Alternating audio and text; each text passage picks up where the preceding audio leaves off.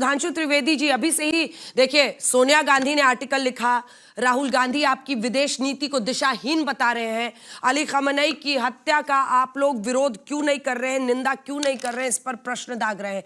लेकिन उसका जवाब जरूर दीजिएगा। आज बड़ा सवाल यह है कि भारत अपने हितों का संरक्षण कैसे करेगा, और अगर वाकई अर्थ की व्यवस्था पूरे विश्व की कच्चे तेल की संकट से गुजरती है, हमारी क्या तैयारी है?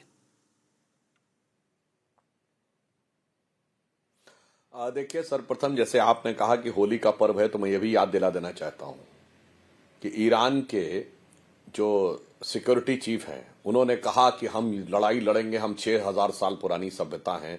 तो ईरान में भी इसी समय में मार्च में प्राचीन पर्शियन ट्रेडिशन में नौरोज का पर्व होता था।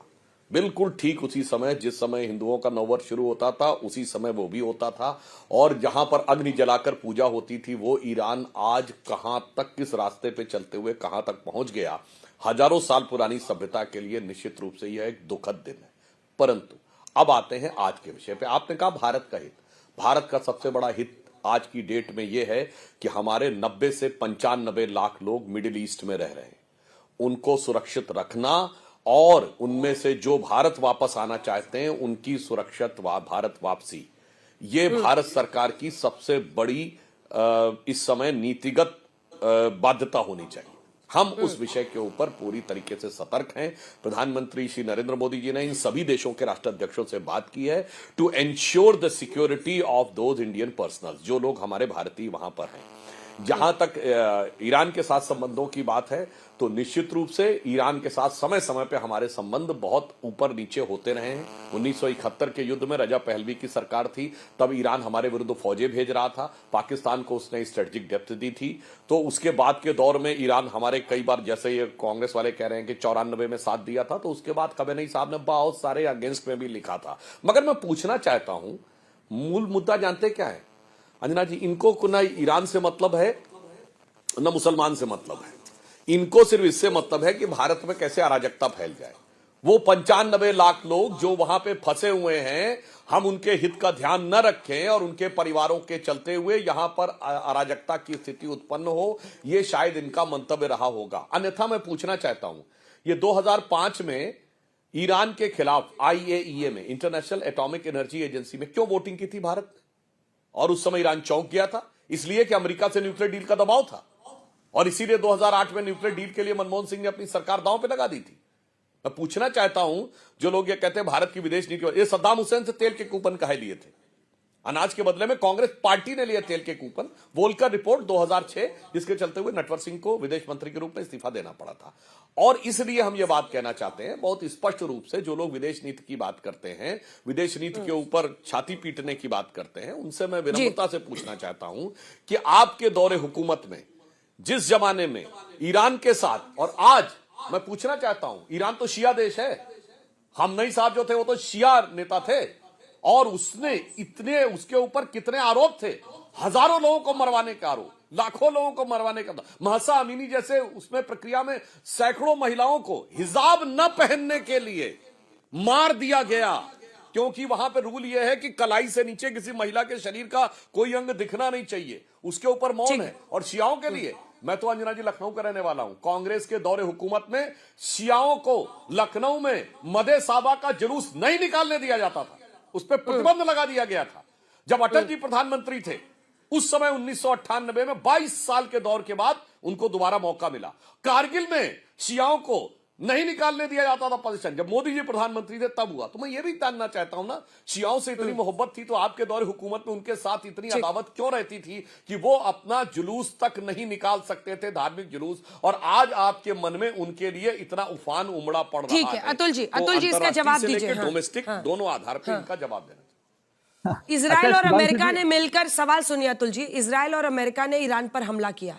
अब इस बेगानी शादी में हम अब्दुल्ला बनकर क्यों दीवाने हुए चले जाएं इस देश में, कि इसकी क्यों नहीं निंदा कर रहे हो, उसकी क्यों नहीं कर रहे हो? अरे हमारी प्राथमिकता तो है अपने भारतीयों को वापस लाना। हमारी प्राथमिकता है कि अगर तेल संकट पैदा होता है तो हम अपने प्राइसेस को कैसे मैनेज करेंगे। और आप बस यही एक लाइन है, अयतुल्ला अली खamenei की हत्या की निंदा क्यों नहीं कर रही है सरकार, क्यों चुप्पी साधे है? क्या करना है? एक ऐसा आदमी जो कश्मीर के मुद्दे पर हमेशा आग उगलते रहा, उस पर क्यों आप लोग बयान चाहते हैं भाई? नहीं, देखिए, अभी सुधांशु जी ने जितना रखा उसमें उन्होंने कुछ बातें छोड़ दी है। सुधांशु जी, आपके यहाँ तो बलात्कार भी कर दे तो इस्तीफा नहीं होता है। रिश्वतखोरी करने से का तो बहुत सवाल ही नहीं आता है, वो तो बहुत छोटा सा आरोप है। अदानी अदानी जी पे इतने आरोप लगे, उनपे ये आया, लेकिन उनके ऊपर कोई कार्रवाई नहीं की हमने। हम तो उनको प्रोटेक्ट कर रहे हैं। तो ये आपकी पॉलिसी है जो नितिन गडकरी जी ने भी कही है, और सब लोग यही कहते हैं कि हमारे यहाँ इस्तीफे नहीं होते राजनाथ सिंह से लेकर। तो हमारे यहाँ इस्तीफे नहीं होते, चाहे बलात्कार कर लो, चाहे फिर आप रिश्वतखोरी ठीक है, कर लो, कोई भी अब गुनाह इस कर लो। वॉर पे डिस्कशन करने आ जाए। हाँ, वो नहीं नहीं, उन्होंने कहा वॉर पे डिस्कशन किया। वो तो मौका ही ढूंढते रहते बीजेपी के लोग, जहां मौका मिले वहां हिंदू मुसलमान कर लो। आयतुल्ला खमेनी की जहां तक बात यह है, ये व्यक्ति की बात नहीं है।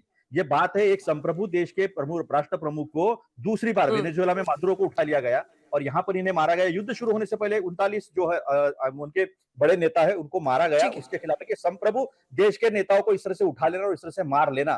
तो 2003 की मुझे बात याद आती है, जब इराक पे अटैक हुआ था तो अटल बिहारी वाजपेयी जी ने सेम यही भूमिका ली थी रेजिम चेंज के खिलाफ, और दोनों पार्लियामेंट के संसद के दोनों सदनों ने उसके खिलाफ रिजोल्यूशन पास किया था। 2005 में जब मनमोहन सिंह जी वहां थे तो उन्होंने उसको मिस्टेक कहा था अमेरिका को। तो ये दो टूक जो पॉलिसी थी, ये मोदी जी आने के बाद एकदम से हर बात में वो हिंदू मुसलमान ढूंढना है। और दूसरी बात रही, अभी मैं देख रहा था कि ये जो कह रहे कि खामने ने भूमिका ली थी खिलाफ में, तो खिलाफ में भूमिका तो 2015 के बाद वहां से मेडल पहन के आए थे। मेडल हर देश में जाके पहन के आते। फिर ये कुवैत है, सऊदी अरब है, संयुक्त अरब इमारात है, ओमान है। इन्होंने तो सीए एनआरसी से लेकर अनेक मुद्दों पर जो है वो भारत की खिलाफत की है, कंडेम किया है। और एक स्पोक्स पर्सन है, उसकी बात नहीं करना चाहूंगा मैं, वो ठीक नहीं है, लेकिन उनके बाद भी काफी कंडेमनेशन हुआ है।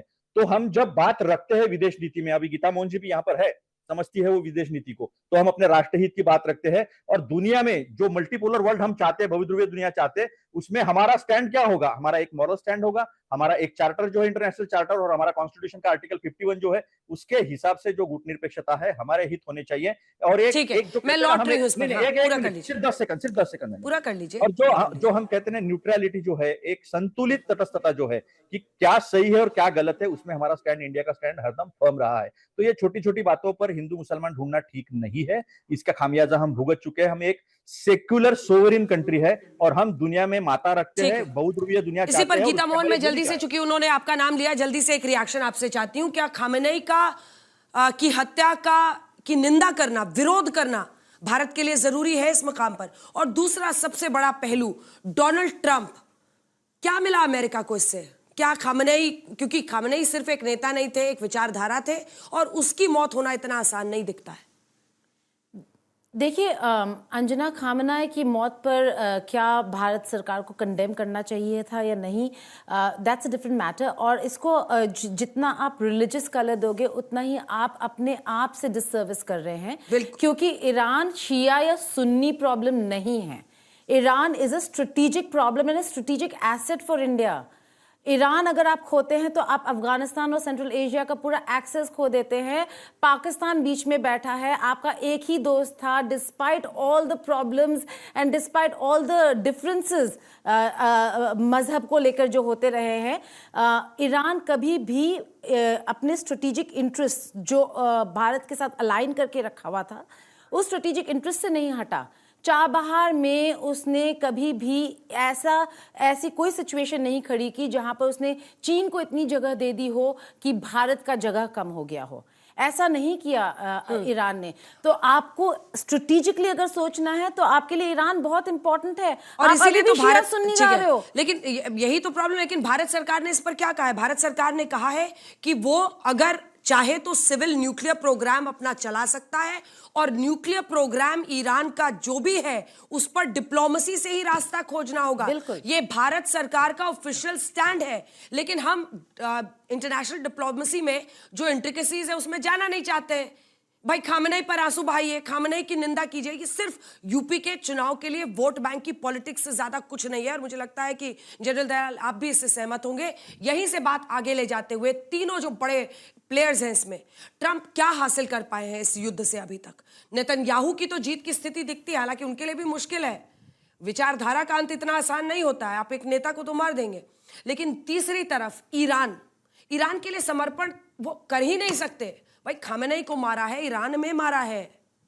बोलिए। देखिए अंजना जी, कल भी अगर आपको याद हो डिबेट में मैंने भी यही कहा था कि ये मुद्दा जो है ये रिलीजियस में अगर आप फंसाएंगे तो जो इंटरनेशनल मुद्दे हैं वो भटक जाएंगे, स्ट्रैटेजिकली भटक जाएंगे। देखिए 3-4 बड़े मुद्दे हैं।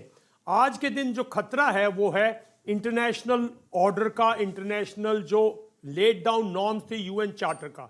खतरा है आज के दिन दुनिया में महंगाई का, दुनिया की जो अराजकता फैलने का दुनिया में।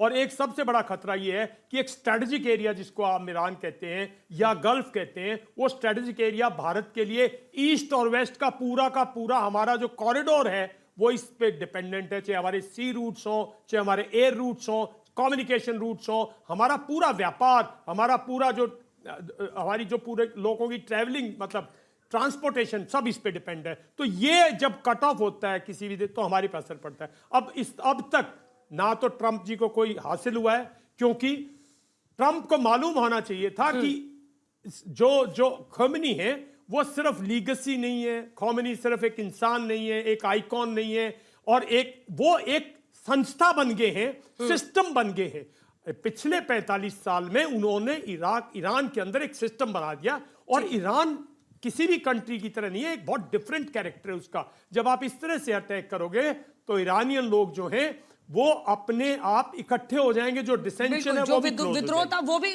कम हो जाएगा। उनके यूनिफाइंग फैक्टर बन जाएंगे।